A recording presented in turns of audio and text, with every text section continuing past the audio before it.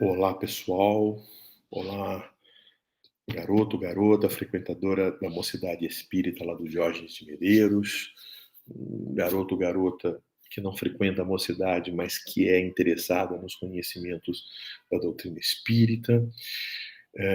No último estudo da Mocidade Espírita lá no Diógenes de Medeiros, nós estudamos a temática a fé, a religião, a razão e a ciência. Até quando crer? Até quando duvidar? Né? Falando sobre a fé, portanto. E é disso que eu queria conversar com vocês hoje, né? Sobre a fé. O que é a fé? O Gilberto Gil, que é um compositor baiano famoso aí, né? Tem uma música antiga onde ele fala assim, né? Anda com fé eu vou, que a fé não costuma falhar, né? Então ele fala aí da vantagem de se usar a fé para você levar a vida, porque seguindo a fé você não falha. E obviamente ele está falando dessa convicção, dessa certeza e de agir com o pensamento positivo, agir com o pensamento, digamos assim, né, ter sempre pensamentos que não sejam pessimistas, mas que sejam otimistas, né? Obviamente isso. Mas a fé, ela tem um significado diferenciado. Quando a gente vai para o dicionário, a gente vê que o dicionário ele diz que a fé é a confiança absoluta que uma pessoa pode ter em alguém ou em algo. No caso das religiões, onde a fé fica muito mais evidente, a fé, ela é uma crença convicta em Deus ou nos seus emissários, como Jesus, como Maria, como os apóstolos, né, como os santos, como aquelas pessoas que se devotam a um determinado santo porque acreditam que eles são capazes de fazer milagres, que eles são capazes de fazer, de ajudar, de trazer contribuições para as nossas vidas. E é essa crença absoluta em Deus ou numa determinada religião, num determinado ensinamento, que motivam a gente para determinadas atitudes, para determinados sentimentos e para nossas determinações na vida, né? A crença sustenta muitas das vezes as nossas ações, as nossas atitudes, ela nos dá esperança para continuar onde muitos desistem. É essa fé, né, essa crença que nos sustenta nas nossas ações. Bem, normalmente a fé está relacionada com a ideia de religião, né? Pois há quem defenda que a fé não é racional, não é lógica. Lógica e racionalidade está relacionado com a ciência. A fé é uma crença cega, é uma crença em que se tem confiança sem exigir nenhum tipo de explicação, sem exigir nenhuma prova, né? Mesmo que a crença seja em algo absurdo ou muito pouco provável. É uma questão de fé, dizem alguns, para justificar certas crenças. No caso, no caso da ciência, ela também nos oferece alguns ensinamentos, algumas orientações para que a gente norteie a nossa forma de ser. Contudo, ela não nos pede essa adesão cega à crença, não. Ela nos apresenta motivos, ela nos dá argumentos, ela se baseia em dados, ela se baseia em evidências, ela se baseia em lógica, tudo para justificar suas afirmações. E mesmo assim, né, todo conhecimento científico, eles não são tomados como verdade e nunca mais eles são revisitados, nunca mais eles são discutidos, não. Ao contrário, os conhecimentos científicos, eles são metodicamente analisados, revisitados o tempo todo, investigados, debatidos, e às vezes muitos deles são modificados, porque eles se aperfeiçoam. Então, o conhecimento científico não é verdadeiro, né, a priori. O conhecimento científico está no caminho que leva à verdade, porque o tempo todo está se buscando o aperfeiçoamento desse conhecimento. Isso porque se acredita que certos conceitos, né, que os conceitos, que as ideias, que as teorias, elas são desenvolvidas numa determinada época da humanidade, considerando o nível de inteligência, o nível sociocultural, tecnológico do momento, que reflete uma capacidade humana de interpretar o que está acontecendo, de interpretar a realidade. À medida que esse conhecimento, que essa inteligência, que essas técnicas, que a capacidade de interpretar, a capacidade de observação humana evolui, se aperfeiçoa, né, nós temos uma capacidade de perceber melhor aquele conhecimento. E a gente aperfeiçoa, não era bem assim. É assim, ó, a gente conseguiu enxergar melhor, é assim que funciona. Por exemplo, teve uma época que a Terra, né, o nosso planeta, era considerado o centro do universo. E que todos os astros celestes, né, que a gente olha para o céu e vê, inclusive o Sol, girava em torno do nosso planeta. Isso por quê? Né? Porque acordava-se de manhã, via o sol num ponto, meio-dia o sol estava pindo, no outro dia o sol estava se pondo no lado contrário, no outro dia não, né? No mesmo dia, o sol nasce num ponto, meio-dia no céu a pino, no final do dia ele está se pondo, depois ele nasce de novo e assim vai. Então a gente está no centro e as coisas estão girando ao nosso redor. Não é qualquer um que pensava isso não, hein? Quem foi lá, assinou embaixo sobre essa teoria foi um grego famoso, né, o sábio Aristóteles, né, considerado a máquina de pensar. Né? À medida que se desenvolveram, né, contudo, à medida que se desenvolveram estratégias de observação do céu, bem como a lógica que forneceu o conhecimento dos chamados movimentos relativos, compreendeu-se que a ideia da Terra como centro do universo era uma mera ilusão. Né? Então, ou seja, da mesma forma que você está dentro de um ônibus, por exemplo, né? O ônibus está em movimento. Você está lá sentado, você tem uma impressão de que porque você está sentado, você está parado. Aí quando você olha para o lado de fora, você vê o poste andando, tem-se a ilusão de que os postes andam. Não, na verdade eles estão parados. É você que anda e gera assim, uma impressão de que existe um movimento dele. É um movimento relativo, né? Aristóteles se deixou levar por essa ilusão. Ele estava dentro da Terra, a Terra em movimento, né? E aí ele via os outros planetas e percebia, achava que eram os outros planetas que estavam, né? Os outros astros que estavam em movimento e não ele, né? E a Terra está em movimento em torno do Sol e somos nós que giramos em torno do Sol. Então, foi o desenvolvimento de técnicas, foi o desenvolvimento de estratégias, foi o desenvolvimento da inteligência humana que permitiu essa compreensão. O filósofo René Descartes, por exemplo, ele propôs já no século XVIII, ele é do século XVII, portanto, né, mas início do século XVIII, ele propôs uma atitude diferente, uma atitude de duvidarmos de tudo que acreditamos, passando a colocar todas as nossas crenças é, por uma crítica racional. Funciona ou não funciona? É verdade ou não é verdade? Né? Não vou só acreditar naquilo que eu tenho certeza, naquilo que passou pelo crivo da razão. Aquilo que não passou é só crença, não é conhecimento. Né? Então, assim, ele estabeleceu uma nova linha da filosofia que nós chamamos de, né, movimento filosófico racionalista, né? Que é um movimento que permitiu o desenvolvimento da ciência como nós conhecemos hoje, dividido em áreas exatas, humanas, biológicas, né, subdivididas em física, química, matemática, né, as biologias as biológicas nas suas áreas, citologia, zoologia, as humanas, né, geografia, história, economia, sociologia, enfim, né? Então, produzindo grandes revoluções no mundo. Foi o surgimento dessas ciências que promoveram o aparecimento das revoluções industriais, o surgimento das vacinas, cura para uma série de doenças, né? O desenvolvimento das telecomunicações, o desenvolvimento dos transportes, né? Enfim, o mundo mudou completamente.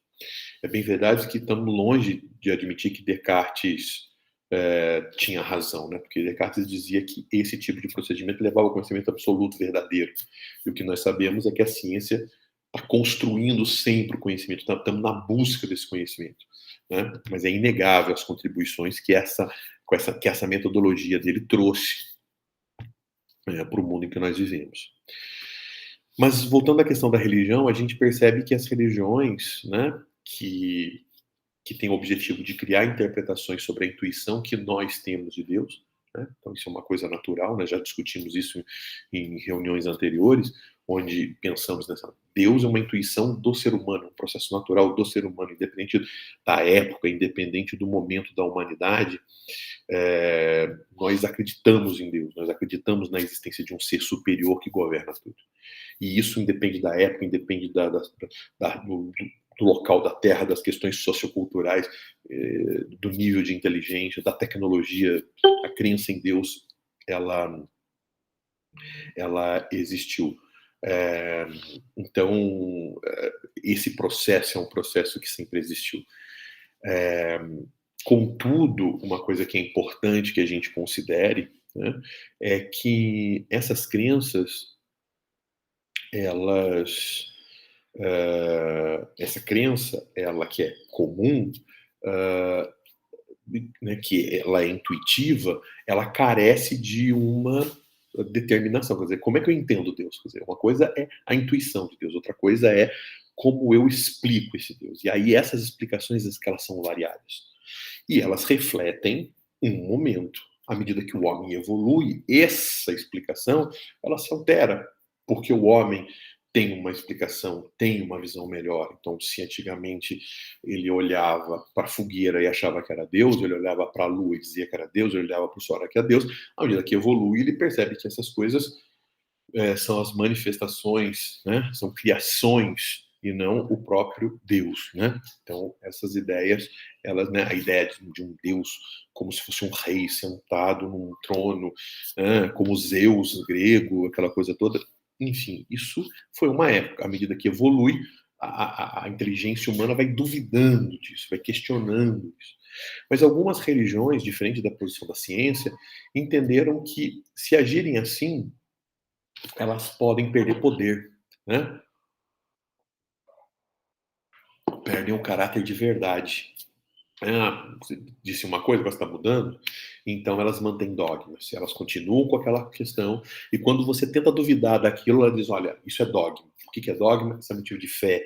Ou se você duvidar, você está ofendendo a Deus, você está cometendo um pecado, você, enfim. E aí você, então, eles postulam coisas que não podem ser questionadas, né?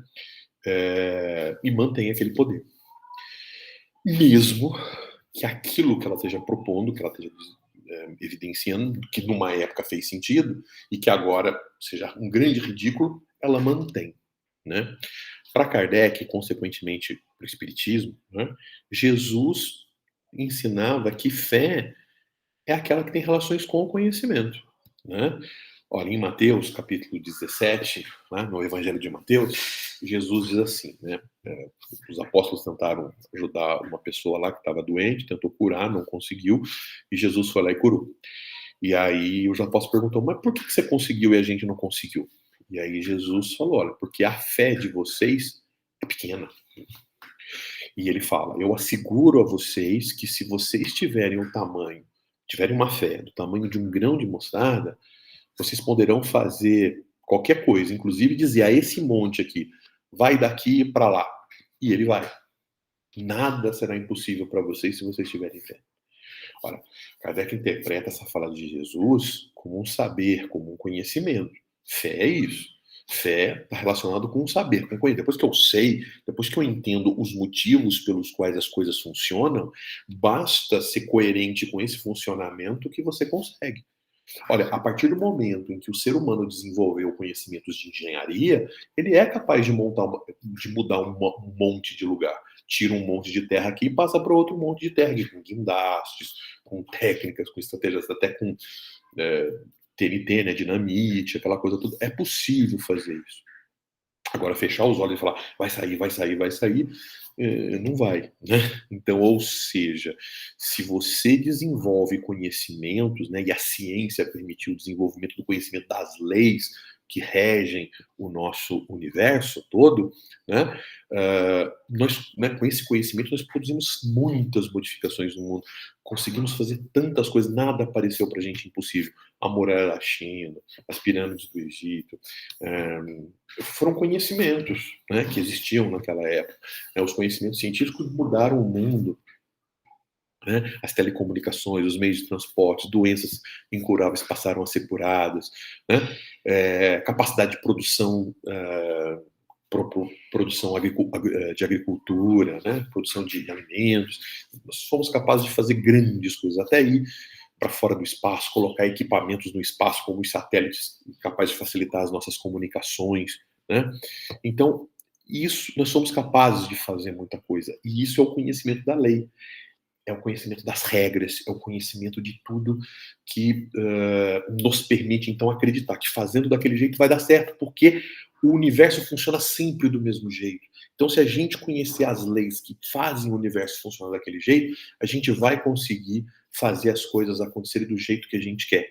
Afinal, Deus, para Kardec, para o Espiritismo, Deus são as leis universais que estabelecem a causa inteligente dessas leis, que estabelece a harmonia do universo, que criou a mim, que criou a você, que criou tudo, né? E que rege a nossa vida sem milagres, sem mudanças, de maneira justa e equânime para todo mundo. Fazer milagre é beneficiar um em relação a outros, e Deus não faz isso, né? São as regras, são as leis, e a gente precisa conhecer isso, né? Então, a gente, a partir do momento que a gente conhece, a gente sabe agir. E agindo, a gente entra em sintonia com essas leis. E entrando em sintonia com a lei, que é de Deus, a gente entra em sintonia com Deus. E aí a gente vive de forma feliz.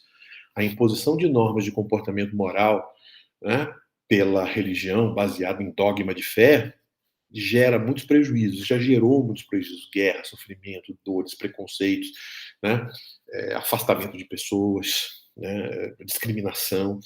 Então, não é interessante, não é legal essas coisas. Eu queria mostrar para vocês uma tirinha, né, muito interessante, que de repente pode nos trazer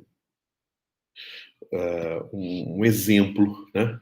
Pode nos trazer um exemplo disso que eu estou falando aqui para vocês, né? Então, eu não sei se vocês conseguem ver aí, né? Mas aí tem aqui uma tirinha. Eu vou ler para vocês aqui essa tirinha. Então, a tirinha são dois homens conversando, um homem e um padre, né? Um sacerdote, né? E aí o sacerdote diz para o rapaz assim: seu estilo de vida é uma abominação, né? Mas eu sou assim desde que nasci, responde o rapaz para o padre. Aí o padre, né? O padre diz então, né? Pro rapaz: as escrituras dizem que isso é coisa do demônio. E aí o rapaz redargue, né? Mas quem eu estou machucando sendo assim? E o padre responde para ele: pecador, você deve renunciar a esse comportamento. E o rapaz responde: e se for natural? E aí o padre falou: você pode provar? E o final da tirinha não era, né? O final da tirinha não era fácil ser canhoto na Idade Média, né? Então, então você percebe que, né? Muito quer dizer, na Idade Média, ser canhoto, né? Escrever com a mão esquerda era errado. Tanto é que a palavra, o indivíduo que escreve com a mão esquerda, ou ele é chamado de canhoto, ou ele é chamado de sinistro, porque esse hábito de escrever com a mão esquerda tinha ligações sinistras, tinha ligações com o demônio, tinha ligações com o demônio. Não é isso? Então, a religião dizia isso. E quantas crianças, né, elas foram discriminadas, quantas crianças que tinham essa característica tiveram os seus braços amarrados, apanhavam uma série de coisas para escrever com a mão direita, e aquela coisa toda e tal, enquanto que não fazia sentido. Hoje o conhecimento do cérebro mostra que é uma tendência, que é natural, e hoje as pessoas escrevem com a mão direita, aprendem a escrever com a mão direita de uma forma muito melhor, e hoje ninguém mais fala que é coisa do sinistro, que é coisa do demônio. É isso? Então, quantas coisas, né, a gente pode superar com o desenvolvimento do conhecimento, né? O conhecimento é libertador, conhece a verdade, e a verdade vos tornará livres. Mas e você? O que você, jovem, acha disso? A fé inabalável, é essa que pode encarar a razão face a face em qualquer época da humanidade? Fé é raciocínio? Fé é lógica ou não? Ou fé é uma crença inabalável naquilo e não tem nada a ver com fé? Coloque a sua opinião, discorde da gente, concorde com a gente, coloque sua pergunta, coloque seu comentário, né? Venha debater com a gente um pouquinho sobre essas ideias, tá bom? Grande abraço para vocês. Espero encontrar vocês lá no Diógenes de Medeiros, aos domingos, das 10 às 11, horário que a gente faz lá, pessoalmente, os nossos estudos. Tá ok? Grande abraço a todos. Obrigado.